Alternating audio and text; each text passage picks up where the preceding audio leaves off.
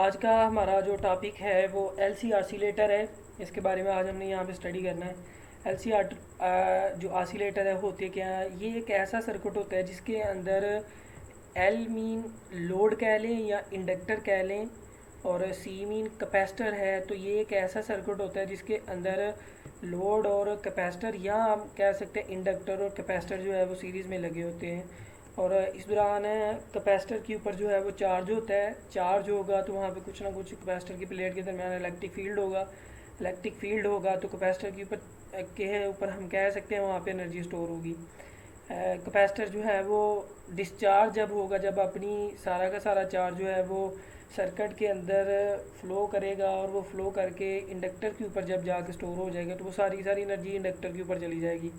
इस दौरान कैपेसिटर जो है वो डिस्चार्ज हो जाता है। जब ये दोबारा इंडक्टर अपनी एनर्जी जो है वो रिटर्न करेगा कैपेसिटर को, तो ये किस तरह से करेगा, अपने सारे के सारे चार्ज जो है वो वापस कैपेसिटर को दे देगा। तो उस दौरान जो है वो हमारे पास कैपेसिटर चार्ज हो जाएगा। चार्जिंग और डिस्चार्जिंग के दौरान एनर्जी ऑसिलेट करती है, एनर्जी फ्लो करती है कैपेसिटर टू इंडक्टर, इंडक्टर से फिर कैपेसिटर। लेकिन अगर हम यहाँ पे सम ऑफ द एनर्जी देखें तो वो हमारे पास कहाँ से रहती है, तो हम कहते हैं कि ऑसिलेटर सर्किट के अंदर law of conservation of energy hold रहता है। Sum of all the energy at any instant of a time will be same. तो इस वजह से विल बी रिमेन कांस्टेंट। तो इस वजह से हम जो है इसको कह सकते हैं कि यहाँ पे law of conservation of energy भी होल्ड करते हैं। तो इसको समझने के लिए यहाँ पे आप देखिए फिगर के अंदर एक इंडक्टर है और इसके साथ जो है वो ये आप देख सकते हैं इंडक्टर है जिसको हम एल से रिप्रेजेंट करते हैं, या यहाँ पे इसको जो है वो हम लोड भी कह सकते हैं। इसके साथ ये कैपेसिटर लगा हुआ है और कैपेसिटर के ऊपर जो है वो चार्ज होगा और ये चार्ज जो है वो इंडक्टर को प्रोवाइड किया जाएगा। लेट अस कंसीडर कैपेसिटर की इस प्लेट के ऊपर जो है वो पॉजिटिव चार्ज है, इसको हम यहाँ पे Q से रिप्रेजेंट कर रहे हैं। ये दूसरी प्लेट है, इसके ऊपर नेगेटिव जो है वो Q चार्ज है। जब टाइम अभी t is equal to zero है उस वक़्त कैपेसिटर की प्लेट के ऊपर फुली तौर पे कैपेसिटर की प्लेट चार्ज है। तो हम कह सकते हैं कि यहाँ पे magnitude of a charge Q is equal to, ये किसके इक्वल है, Q नॉट के इक्वल है। जब time t is equal to zero है उस वक्त कैपेसिटर की प्लेट के ऊपर फुली तौर पे चार्ज मौजूद है, तो इसको हम कहते हैं कि ये भी फुली चार्ज है कैपेसिटर। इस दौरान जो इसके ऊपर चार्ज होगा ये क्यू नॉट होगा। अब देखें कि जब ये हमारे पास है तो इसके अंदर ओपन सर्किट होगा तो इसमें से चार्जिंग डिस्चार्जिंग नहीं होगी, करंट फ्लो नहीं करेगा। लेकिन किसी तरह से अगर इस सर्किट के अंदर की पॉइंट लगा हो उसको क्लोज़ कर दें तो इसके अंदर से करंट फ्लो होना शुरू हो जाता है। नेक्स्ट अब देखें कि जब ये यहाँ से इस प्लेट के ऊपर ये जो कैपेसिटर की प्लेट्स हैं ये अपना चार्ज जब डिस्चार्ज करेंगी तो इस तरह से सर्किट के अंदर करंट फ्लो होना शुरू हो जाएगा। जब ये इसके अंदर से करंट फ्लो होगा तो उस दौरान कैपेसिटर के ऊपर जो चार्ज है क्यू और प्लस और क्यू माइनस ये क्या होना शुरू हो जाएगा, कम होना शुरू हो जाएगा, क्योंकि ये एक्सटर्नल सर्किट में फ्लो करके इंडक्टर के अंदर से पास कर रहे हैं। तो इस प्लेट के ऊपर चार्ज आना कम हो जाएगा और अब ये time t is equal to zero है। और जब ये time t is equal to ये हमारे पास t प्राइम टाइम आ जाता है, इस दौरान कैपेसिटर की प्लेट के ऊपर जो हमारे पास चार्ज हो जाएगा वो किसके इक्वल हो जाएगा, ये ज़ीरो हो जाएगा। ये इस वजह से कि यहाँ पे इसने अपना सारा का सारा चार्ज जो है वो बाहर वाले सर्किट में इंडक्टर को दे दिया है और यहाँ पे इस तरह से ये मूव करके गया है। तो हम कहेंगे कि यहाँ पे जो है वो करंट भी फ्लो कर रहा है, तो इस दौरान इसके ऊपर चार्ज क्या होगा, ज़ीरो होगा। जब यहाँ पे अब देखें किसी भी इंडक्टर के अंदर से करंट फ्लो होता है तो करंट फ्लो होने से उसके इनसाइड जो है वो मैग्नेटिक फील्ड प्रोड्यूस हो जाती हैं। तो इस इंडक्टर के इनसाइड जो है वो मैग्नेटिक फील्ड प्रोड्यूस होगा और ये बहुत ज़्यादा जो है वो यूनिफॉर्म मैग्नेटिक फील्ड होगा। इस दौरान इसने अपना सारा का सारा चार्ज दे दिया, इसको हम बोलेंगे ये डिस्चार्जिंग इसमें प्रोड्यूस हो गई है। इसके ऊपर जितनी भी कैपेसिटर के ऊपर एनर्जी थी सारी की सारी एनर्जी जो है वो इसने इसको रिटर्न कर दी है। तो जब ये time t is equal to T prime के इक्वल होगा। नेक्स्ट आप देख सकते हैं कि ये कैपेसिटर के ऊपर जब ये मैग्नेटिक फील्ड होगा तो जैसे जैसे ये डिस्चार्ज हो रहा है तो इसमें से शुरू में जब ये डिस्चार्जिंग स्टार्ट होगी तो इसके अंदर से मैक्सिमम करंट फ्लो करेगा। लेकिन जब ये सारा का सारा चार्ज यहाँ पे इस इंडक्टर को दे देगा तो इसके सर्किट के अंदर जो करंट है वो भी ऐसा ऐसा ज़ीरो होना शुरू हो जाएगा। और उस दौरान आप यहाँ पे देखें कि ये इसके ऊपर जब ये करंट बिल्कुल मैक्सिमम हो के ज़ीरो हो गया, फ्लो करके यहाँ पे ज़ीरो हो गया है, उस दौरान इस इंडक्टर जो है यहाँ पे मैक्सिमम मैग्नेटिक फील्ड होगा। इस मैक्सिमम मैग्नेटिक फील्ड को हम यहाँ पे देखें तो अकॉर्डिंग टू फेराडे लॉ जहाँ पे भी मैग्नेटिक फील्ड चेंज होता है वहाँ पे इंड्यूस ईएमएफ प्रोड्यूस हो जाती है। यहाँ पे एक इंड्यूस ईएमएफ प्रोड्यूस हो जाएगी। वो इंड्यूस ईएमएफ जो है उसकी वजह से एक बैक करंट फ्लो करेगा, तो यहाँ पे करंट जो है वो फ्लो होना शुरू हो जाएगा। तो इसकी वजह से क्योंकि इसकी प्लेट के ऊपर तो चार्ज ज़ीरो है तो यहाँ पे पोटेंशियल भी ज़ीरो होगा। तो इस वजह से जब ये यहाँ पे इंड्यूस ईएमएफ की वजह से ये चार्ज यहाँ पे जो है वो इंड्यूस ईएमएफ की वजह से बैक ईएमएफ प्रोड्यूस हो जाएगी, तो इसकी वजह से यहाँ पे चार्ज ज़ीरो है तो ये करंट एक एक्सटर्नल फ्लो करना शुरू कर देगा। जब ये करंट फ्लो होना शुरू हो जाएगा तो कैपेसिटर के ऊपर फिर से जो है वो चार्ज आना शुरू हो जाएगा, तो कैपेसिटर फिर जो है वो फुली तौर पे यहाँ पे जो है वो चार्ज हो जाएगा। तो ये दोबारा जो है वो चार्ज हो गया है। तो अब ये टाइम जो है इसने कितना लिया है, टी इज़ इक्वल टू इसने कंप्लीट जो है वो एक साइकिल इसका हो गया है। मतलब शुरू में क्या है कि कैपेसिटर के ऊपर यहाँ पे चार्ज पॉजिटिव और नेगेटिव है, फुली तौर पे चार्ज है। ये डिस्चार्ज हुआ, इसने अपना करंट जो है वो इस इंडक्टर को दिया तो इसके सर्किट में करंट फ्लो होना शुरू हो जाएगा। करंट ज़ीरो से स्टार्ट होगा, मैक्सिमम जिप पे जाएगा और जिस तरह से इसके ऊपर चार्ज कम हो के ज़ीरो हो जाएगा इस तरह से ये मैक्सिमम करंट होता हुआ इसके ऊपर मैक्सिमम करंट फ्लो होकर वो भी ज़ीरो हो जाएगा। जब यहाँ पे करंट जो है वो फ्लो होना बंद हो जाएगा तो सारा का सारा चूँकि चार्ज इसके ऊपर आ गया है इस वजह से इसके अंदर से चार्ज पास होने से मैग्नेटिक फील्ड प्रोड्यूस हो जाएगा। इस मैग्नेटिक फील्ड की वजह से बैक ईएमएफ प्रोड्यूस होगी और उस बैक ईएमएफ को यहाँ पे एप्सिलॉन का हम नाम दे रहे हैं। इसकी वजह से अब जो है वो करंट फ्लो करेगा। इसकी वजह से करंट जो है वो इस करंट की अपोजिट डायरेक्शन में इस तरह से फ्लो करेगा। तो जब ये इस तरह से करंट फ्लो करेगा तो इस वक्त इसके ऊपर चार्ज ज़ीरो है, जब करंट फ्लो करेगा तो चार्जिंग आना शुरू हो जाएगी और यहाँ पे देखें जो है वो फुली तौर पे चार्ज हो गया। जैसी पहली कंडीशन थी आप यहाँ पे दे सकते हैं सेम वैसी ही कंडीशन है, लेकिन यहाँ पे एक टाइम गुजरने के बाद ये सिचुएशन आई है जिसमें यहाँ पे चार्जिंग और डिस्चार्जिंग हुई। इस दौरान एनर्जी ऑसिलेट करके कैपेसिटर से इंडक्टर पे गई है और इंडक्टर के बाद फिर दोबारा कहाँ पे आ गई है, कैपेसिटर के पास। तो इस दौरान हम यहाँ पे कह सकते हैं कि एक टी टाइम के दौरान यहाँ पे कैपेसिटर के अंदर एनर्जी ऑसिलेट हुई है। इस वजह से हम इसको जो है वो एलसी ऑसिलेटर कहते हैं कि जिसमें जो है वो एनर्जी एक्सचेंज होती है। या हम कह सकते हैं कि करंट इस तरह से पास करता है फिर उसके अपोजिट पास करता है, तो इस तरह से इसको ऑसिलेटर सर्किट भी कहते हैं। ऑसिलेशन बेसिकली निकला है कि जब भी हमारे पास कोई चीज़ जो है वो टू एंड फ्रो मूव करती है किसी फिक्स पॉइंट के अराउंड तो उसको हम जो है वो ऑसिलेशन कहते हैं। तो यहाँ पे करंट जो है वो ऑसिलेट करता है तो इस वजह से इसको ऑसिलेटर सर्किट भी कह सकते हैं। एनर्जी ऑसिलेट करती है इस वजह से उसको ऑसिलेटर सर्किट कहते हैं। इस दौरान यहाँ पे जो पूरा इसको साइकिल कंप्लीट करने के लिए जो टाइम लगा इसको टी का नाम देते हैं। This one is a time period और हमें पता है कि time period is the reciprocal of a frequency. तो ये जो यहाँ पे फ्रीक्वेंसी है, जितनी फ्रीक्वेंसी के साथ या जितनी स्पीड के साथ यहाँ पे ये जो चार्ज फ्लो हो रहा है इसको फ्रीक्वेंसी का नाम दे रहे हैं जो कि टाइम के रेसिप्रोकल है। अब यहाँ पे दो तरह से होता है कि हम यहाँ पे देख रहे हैं कि ये जो कैपेसिटर है जितना इसने चार्ज दिया कुछ टाइम के बाद एक टाइम पीरियड के बाद उतना ही इसके ऊपर चार्ज है, चार्ज तो यहाँ पे लॉस नहीं हुआ। और ऐसा सर्किट, ऐसा ऑसिलेटर जिसके अंदर से एनर्जी लॉस नहीं होती या जिसके ऊपर जो है वो टोटल रेजिस्टेंस जो है वो R is equal to zero के इक्वल हो, यहाँ पे टोटल रेजिस्टेंस ज़ीरो हो तो तभी एनर्जी लॉस नहीं होगी। तो दो तरह से इसको हम कह सकते हैं, जब हमारे पास किसी सर्किट के अंदर जितनी एनर्जी दें उतनी वापस आ जाए, एनर्जी का यहाँ पे डेसिपेशन ज़ीरो हो। और ये एनर्जी डेसिपेट कब होती है, जब हमारे पास कैपेसिटर के जो सर्किट है उसके अंदर रेजिस्टेंस क्या हो, ज़ीरो हो। उस वक्त एनर्जी जो है वो ज़ीरो होती है, हमारे पास एनर्जी लॉस जो है वो ज़ीरो होता है। जब कभी किसी सर्किट के या ऑसिलेटर के अंदर एनर्जी लॉस ज़ीरो हो उस वक्त उसको हम जो है वो अनडैम्ड ऑसिलेशन बोलते हैं। ऑसिलेशन आपने पढ़ा है कि अगर कोई बॉडी जो है वो ऑसिलेट कर रही है तो अगर उसको सुबह आपने ऑसिलेशन पे छोड़ा है तो शाम को जाके देखें तो उतने ही एम्पलीट्यूड पे अगर ऑसिलेट कर रहा है तो इसको जो है वो अनडैम्ड ऑसिलेशन कहते हैं। डैम्ड कहते हैं तबाह हो जाना, ख़त्म हो जाना, कम हो जाना। तो अनडैम्ड ऑसिलेशन तो ये ऐसी ऑसिलेशन में जिसमें एनर्जी लॉस नहीं हो रही, तो इस तरह से ये ऑसिलेट करती रहेगी कैपेसिटर से ये इंडक्टर और इंडक्टर से कैपेसिटर। तो ऐसे सर्किट को ऑसिलेटर सर्किट कहते हैं। तो ये हमारे पास जो है वो आज का टॉपिक है जो कि हमने पढ़ना है कि ऑसिलेटर सर्किट या हमारे पास जो एल सी ऑसिलेटर होता है उसके अंदर इसकी पहली टाइप हमने पढ़नी है जो कि अनडैम्ड ऑसिलेटर है। लेकिन अगर रेजिस्टेंस ज़ीरो की इक्वल ना हो, इस दौरान इसकी एनर्जी यहाँ पे लॉस हो जाए, तब हम बोलते हैं ये हमारे पास डैम्ड ऑसिलेशन है। ये दोनों टॉपिक हम करेंगे। आज हमने जो पढ़ना है इसका पहला टॉपिक है जिसको अनडैम्ड जो है वो ऑसिलेशन कहते हैं। तो यहाँ पे जैसे आप देखें कि एक टाइम पीरियड है, उस दौरान इसकी एनर्जी जो है वो दोबारा जो हमारे पास एक सर्किट है, दोबारा उसके अंदर जो कंडीशन थी दोबारा वही वाली वहाँ पे आ जाती हैं, तो इसको टाइम पीरियड कहते हैं। Time period is the reciprocal of a frequency. This frequency is also explain by a mathematical formula F is equal to 1/2 pi L C. L is a inductance of a inductor and C is a capacitance of a capacitor. इसके बारे में आपको पता है कि L और सी की जो है वो प्रॉपर्टी होती है। तो फ्रीक्वेंसी जो है वो 1/2 पाई जो है उसके रूट एल आता है।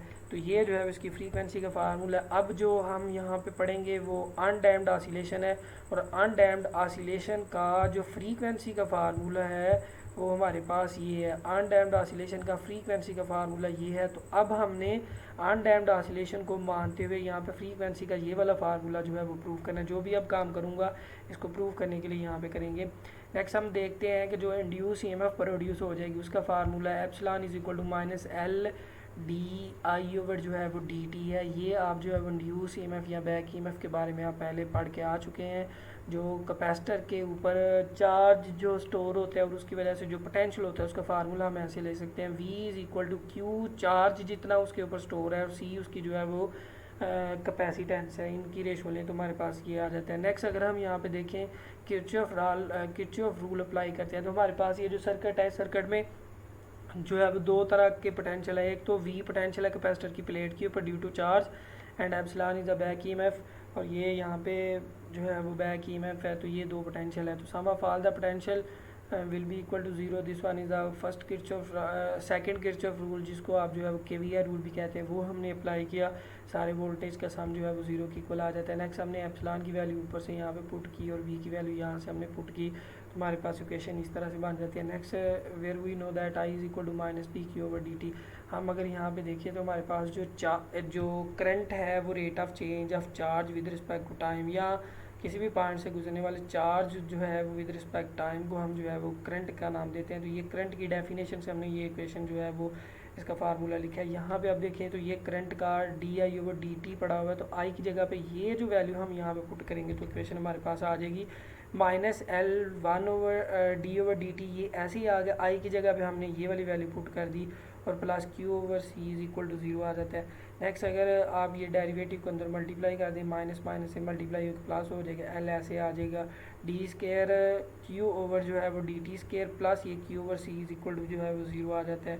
नेक्स्ट अगर हम यहाँ पे देखना चाहते हैं D square Q over D T square, ये हमारे पास ऐसे रहेगा। एल जो है वो दोनों साइडों पे आप एल से डिवाइड कर देते हैं तो एल यहाँ पे आ जाएगा और यहाँ पे भी एल आएगा, लेकिन उस एल का जो है वो ज़ीरो हो जाएगा। तो एल से जब हम डिवाइड करेंगे तो ये इक्वेशन आ जाएगी। नेक्स्ट हमें पता है कि जो हम लेट कर रहे हैं कि बल्कि हमने ये पहले भी पढ़ा हुआ है कि जो 1/द reciprocal of a product of capacitance and inductance की जो प्रोडक्ट है उसका रेसिप्रोकल नहीं, तो ये मेगा स्केयर की इक्वल आता है। Mega is the angular frequency. तो नेक्स्ट अगर हम इस इक्वेशन को यहाँ पे देखें तो 1/LC है, तो इसकी जगह पे फिर हम क्या वैल्यू लगा रहे हैं, ओमेगा स्केयर की वैल्यू लगा रहे हैं। सॉरी यहाँ पे जो है वो Q की भी वैल्यू आएगी, लेकिन वो गलती से यहाँ पे लिखना जो है वो मिस्टेकनली यहाँ पे नहीं लिखा गया। तो आप यहाँ पे देख सकते हैं यहाँ पे Q भी मौजूद है, क्योंकि हमने तो वैल्यू यहाँ पे लगाई है 1/LC की, यहाँ पे हमने ये वैल्यू लगाई है, तो इसकी जगह पे वैल्यू लगाई है ओमेगा स्केयर और ये Q ऐसे आ जाएगी इक्वल टू ज़ीरो।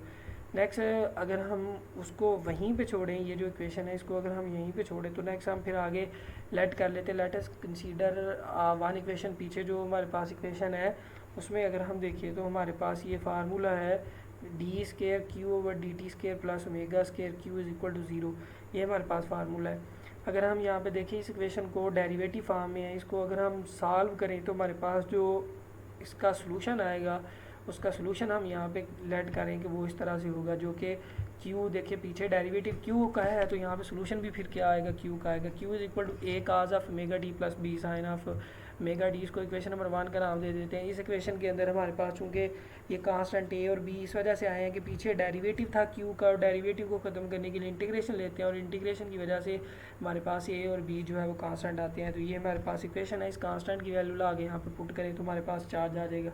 ये हम किस लिए कर रहे हैं? वैसे तो हम डायरेक्टली भी फ्रीक्वेंसी का फार्मूला जो है वो ले सकते थे, क्योंकि पिछली इक्वेशन में अगर हम यहाँ पे देखें हमारे पास ओमेगा की वैल्यू आ गई है, तो यहाँ से अगर हम जो है वो ओमेगा की वैल्यू आ गई है तो यहाँ पे इसका स्केयर लें तो हमारे पास omega is equal to 1/LC आ जाता है, omega is equal to 2πf, तो 2π नीचे आ जाएगा, तो डायरेक्टली यहाँ पे ये फार्मूला बन जाता है। लेकिन यहाँ पे हमने क्या करना है कि दो चीज़ें हमने पढ़ी हैं। एक तो हमने पढ़ा है कि जब कैपेसिटर है उसके ऊपर चार्ज के बारे में पढ़ा है, उस चार्ज की वजह से जो करंट फ्लो हो रहा है वो दो क्वांटिटी के बारे में पढ़ा है। तो इन दोनों क्वांटिटीज़ की वैल्यू फाइंड करने के लिए ये सारी हम मैथमेटिकल फॉर्म यहाँ पे कर रहे हैं। तो ये ए और बी दो कांस्टेंट है, इसकी वैल्यू फाइंड करने के लिए हम क्या यहाँ पे इनिशियल बाउंड्री कंडीशन लगा रहे हैं। फर्स्ट वाली जब कंडीशन लगाते हैं तो when T is equal to 0 and Q is equal to Q naught, मैंने पीछे बताया था कि जब टाइम अभी 0 है तो उस वक्त कैपेसिटर के ऊपर फुली चार्ज होगा, और उस चार्ज को इनिशियल चार्ज क्यू नॉट का नाम देते हैं। ये सारी वैल्यू इक्वेशन नंबर ए में पुट करने से क्यू की जगह पे क्यू नॉट आ जाएगा, ए काज ऑफ मेगा ऐसे आ जाएगा। टाइम यहाँ पे 0 है तो टी 0 पुट करेंगे, मेगा के साथ में मल्टीप्लाई होगा तो एंगल में सारा 0 प्लस बी ऐसे साइन ऑफ मेगा, टी की जगह पे बी क्या आ जाएगा 0। इस सारी इक्वेशन को सॉल्व करें तो हमारे पास finally Q naught is equal to A आ जाता है। This one is equation number 1। तो हमने ए की वैल्यू फाइंड कर ली, अब हमने बी की वैल्यू फाइंड करनी है। बी की वैल्यू फाइंड करने के लिए थोड़ा सा मुश्किल है, इसके लिए हम क्या करते हैं कि सेकंड कंडीशन अप्लाई करते हैं, where we know that the value of current I is equal to minus P Q over D T.